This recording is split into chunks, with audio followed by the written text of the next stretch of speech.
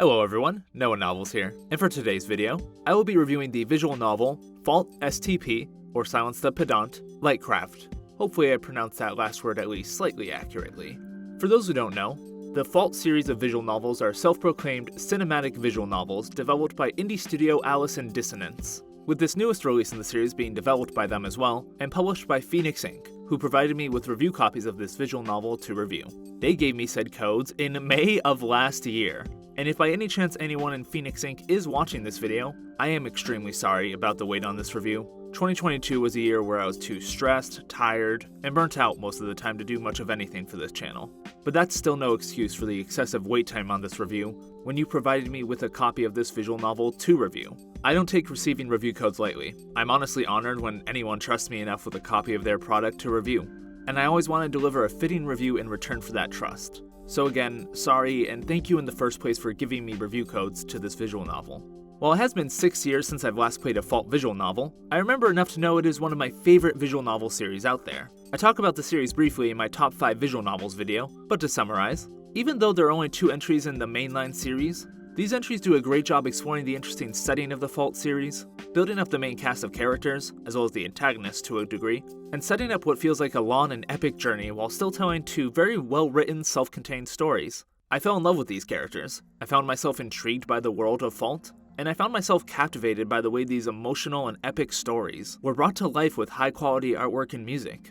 And most of all, I found myself wanting more. And I think a series has done its job when you're left craving more. And I can also definitely see why they are labeled as cinematic VNs. These well-crafted, emotional, and exciting stories felt brought to life in a grand and also, well, cinematic way. It makes me wonder what the story of Fault would look like as an anime series, done by Ufotable or some other high-quality studio. That would be very interesting to see.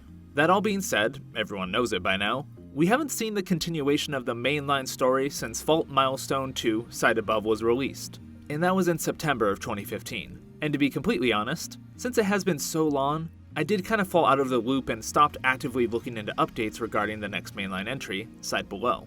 This was not out of a lack of interest. Believe me, I will never lose interest in this series.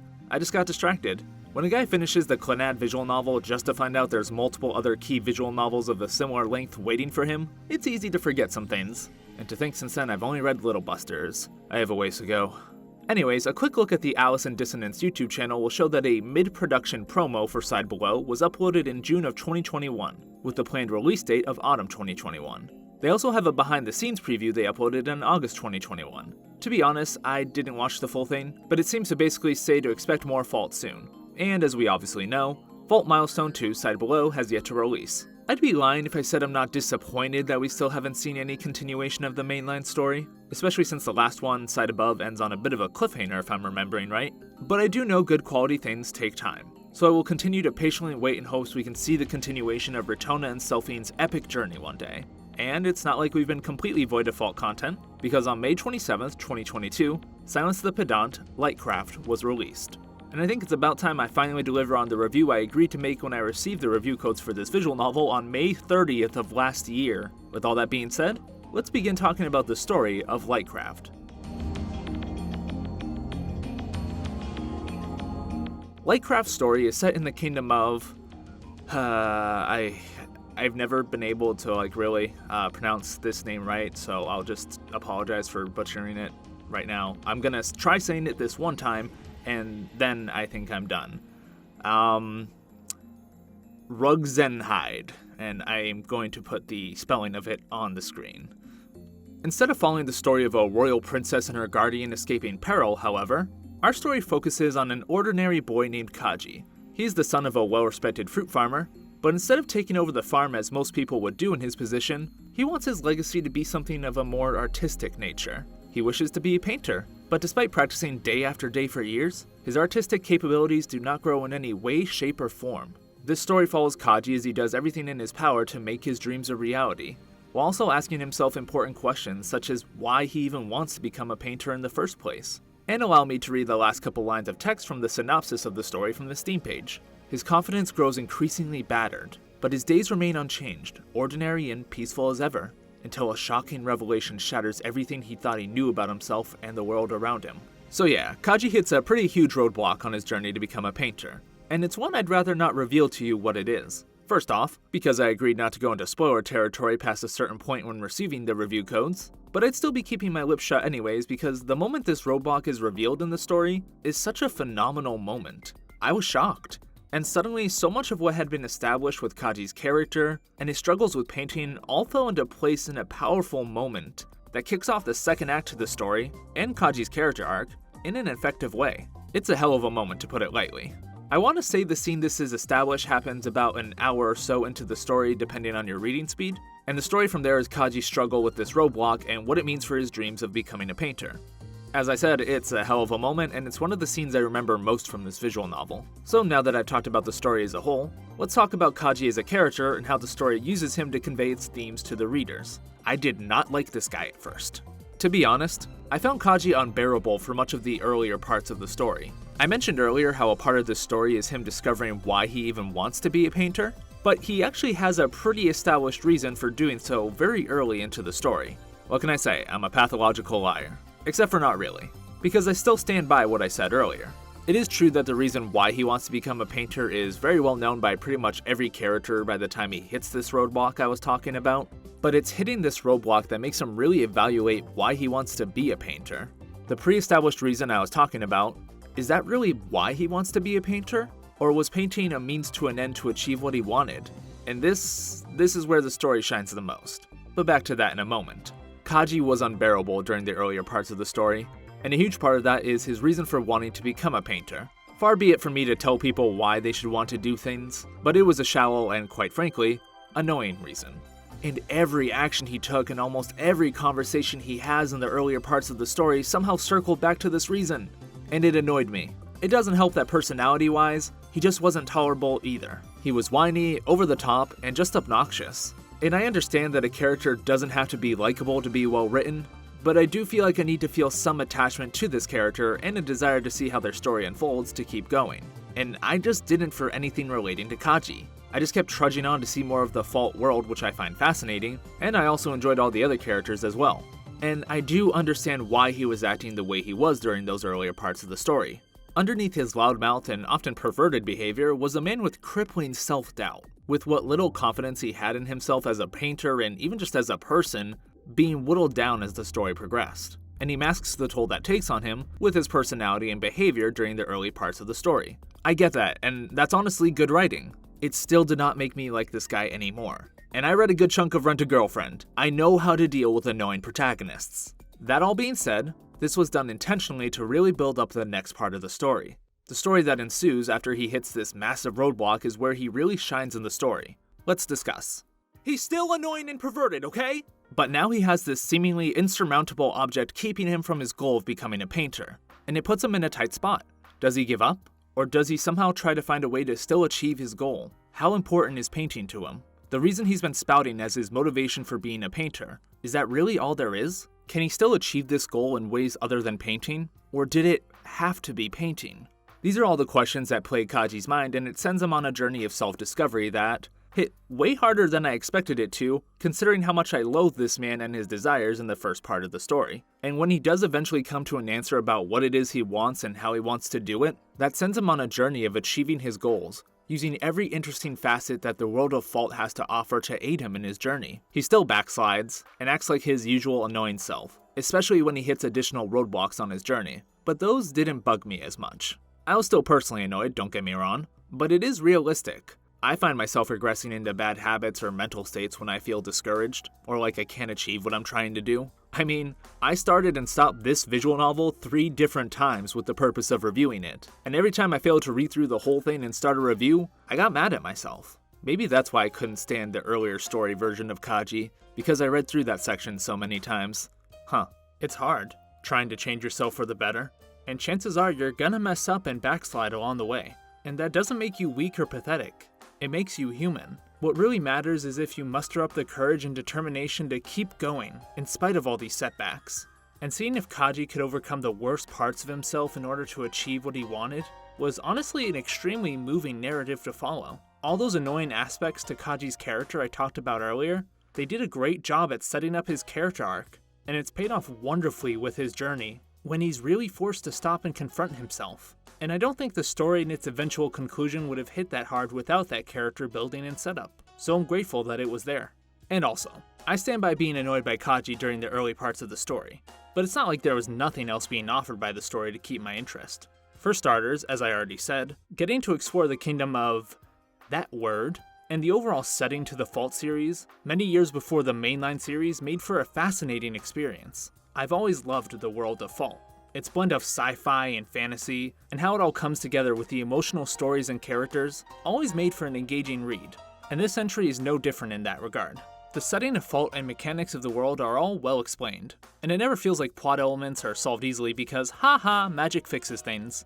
If there's an important thing to understand about mana, the relationship between kingdoms, or anything else that's unique to the world of Fault, it will be properly explained beforehand to make for a satisfying payoff when it does come into play. This wonderful fleshing out of Fault's setting just makes the world feel so alive, and it makes seeing Kaji and all the other characters interacting with it that much more engaging.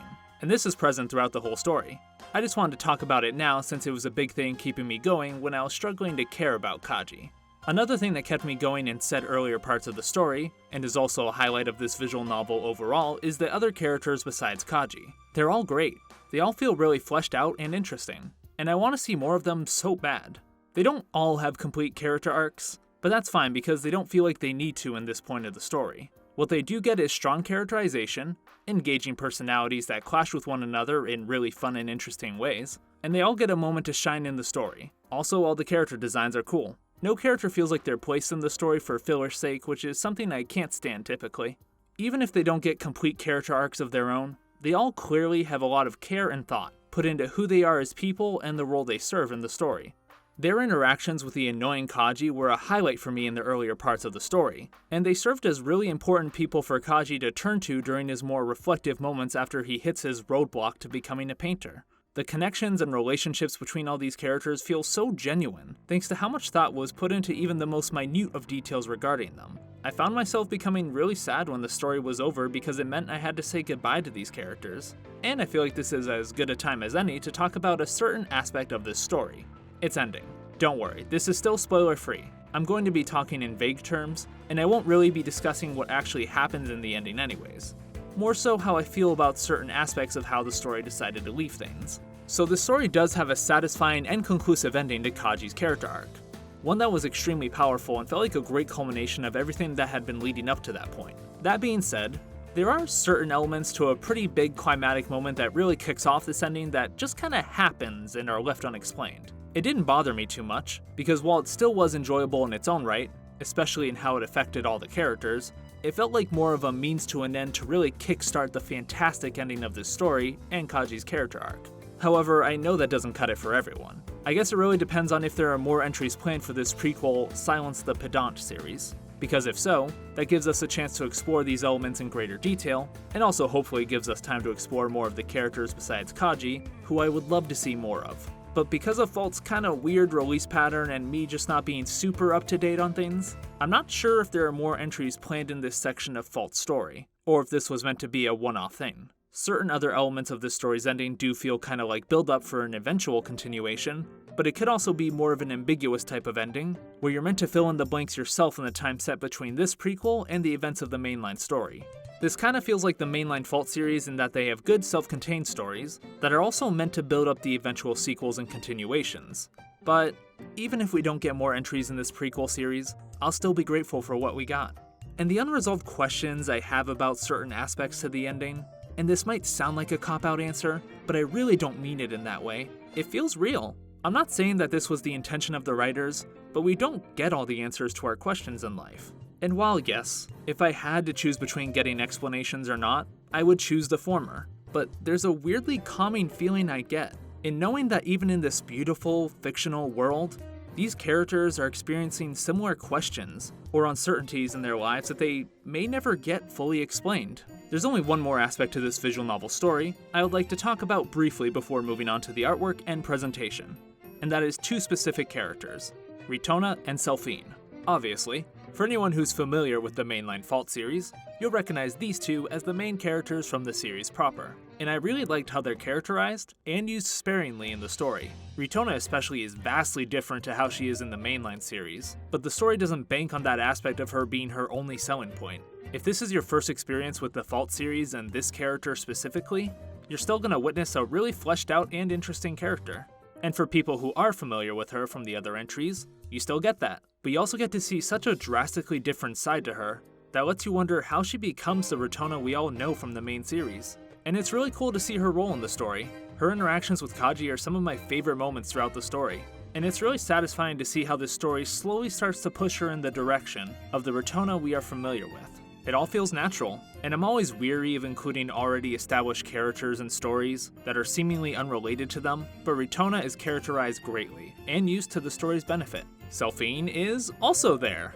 To be completely honest, she has less to offer than Ritona in this story, but I like that the story doesn't throw her in your face like, haha, recognize me, I'm from the main story, and when they do use her character in interesting ways, it's really cool to see. So good characterization, plus not intruding on the main story of this entry to an annoying degree, Selphine's inclusion in LIGHTKRAVTE's story feels like a win to me. Prequel's done right. So to briefly recap my thoughts on this visual novel story, LIGHTKRAVTE's story offers a powerful and emotional story about what it means to pursue what you love to do and why it is you do it. It does this through a very well-paced story of an ordinary boy facing a seemingly impossible to overcome obstacle along his journey to become a painter. While trying to overcome impossible odds is nothing new for stories, it's how this kickstarts a story of self-reflection, set in the always interesting world of Fault, that makes it a memorable experience. One that made me really stop and reflect on what I do and why that is myself. Pair that with the fact that this is a prequel story that doesn't ruin a good standalone story by relying too heavily on already established characters and themes from the main series, a fantastic cast of characters all of whom I really hope we get to see again, and an ending that feels like a proper culmination of our main character's arc throughout this journey, even if elements to the ending portion of the story can seem to go unexplained. And you have another amazing story courtesy of the Fault visual novel series. Let's start talking about the artwork and overall presentation of this visual novel.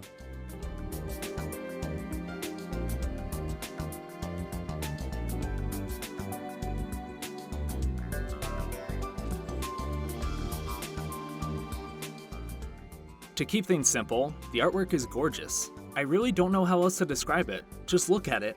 All the artwork is beautifully drawn, the colors are bright and vivid, and overall it's just beautiful.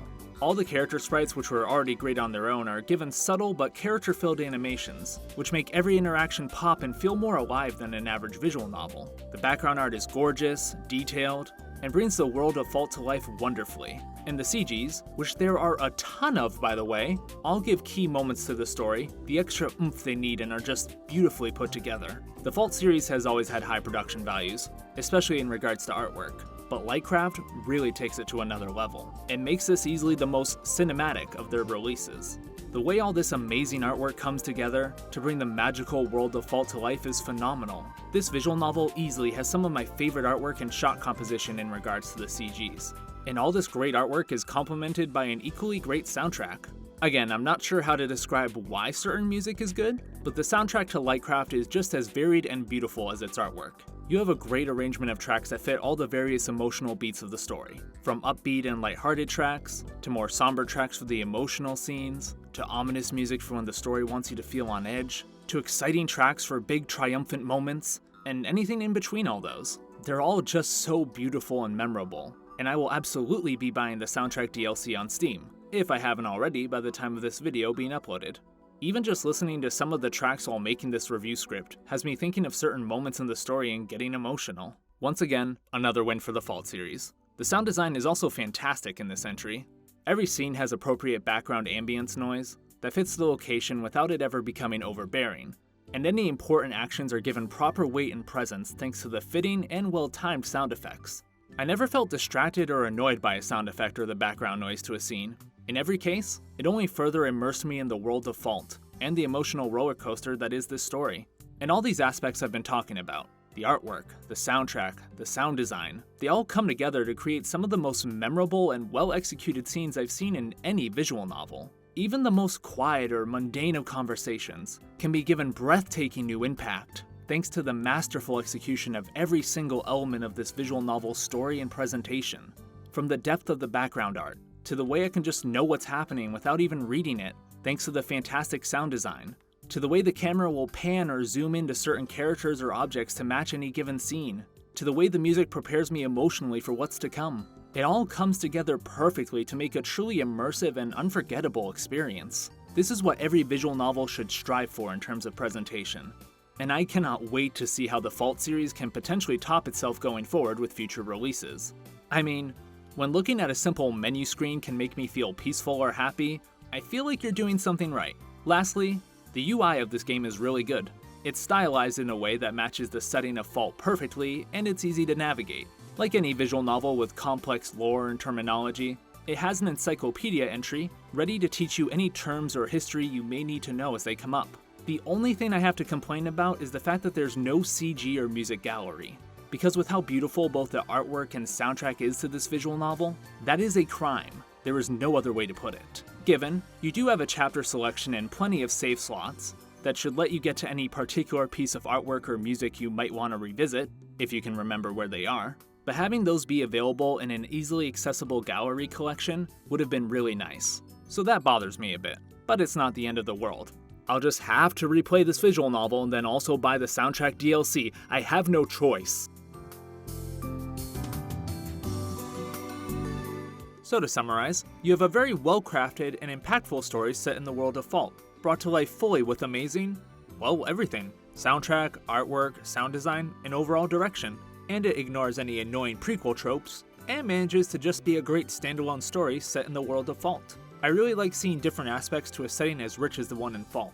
So getting to experience this story of a relatively normal boy struggling with his goals and trying to figure himself out, while also getting to explore more of Fault's world and see what things were like before the events of the main story, it was great, to put it lightly. I give Fault Silence the Pedant, LIGHTKRAVTE, an 8.5 out of 10, a fitting score for another great entry in this fantastic series, and easily the most ambitious and impressive with its presentation.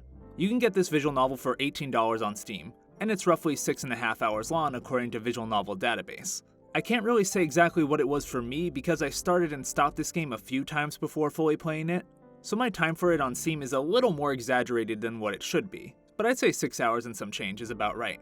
$18 might seem like a lot of money to pay for a story of that length. Personally, I don't mind paying that much for a story of this quality, even if it is on the shorter side, but I would still say it is very much worth your money, for the way the story is given maximum impact with its amazing execution and production values. Now onto the Who is Best Girl segment, and the best girl is Adia Vilmhark. Now I'm not saying this out of a bias, because one of the first pieces of physical visual novel merchandise I bought was an acrylic standee with her in it, and a variation of this artwork actually appears in the game, which brought back memories of when I first got it when I was like 17 and lived in a different place and used to be happy when I woke up every morning.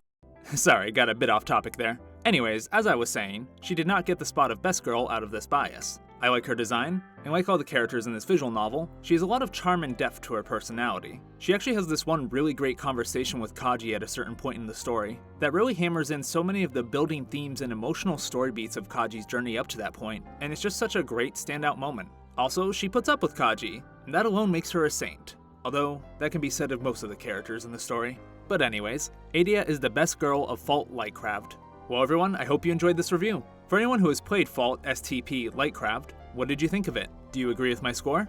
And what are your thoughts on the Fault series of visual novels overall if you've played the other entries? I obviously love talking about visual novels, especially ones I just finished, so getting to talk about one of my favorite series in the comments with anyone watching sounds like a fun time. And once again, big thanks to Phoenixx Inc for supplying me with review codes to this fantastic visual novel. Getting review codes and being asked to review the newest entry in one of my favorite visual novel series was a huge honor, and I apologize again for how long this video took to come out, and also for the minimal editing once I got to the artwork section of the review. When the next entry in the Fault series comes out, I would be honored to get the opportunity to review it for you, but I completely understand if that's not happening considering the time I took on this review. I would do everything in my power to have this not happen again, but regardless, I appreciate the opportunity to review Fault LIGHTKRAVTE so much. It may not seem like a lot, but it did mean a lot to me, so thank you.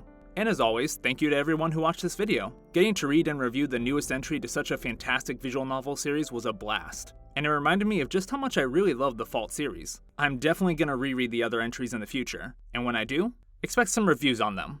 But first, I do have some other content planned, both visual novel-wise and anime-wise. My next planned video being the first video in my series analyzing and discussing each episode of the Revue Starlight anime, another one of my favorite series. Said first video is already in the editing process, and multiple other scripts in this video series have already been finished, and are just waiting to be made.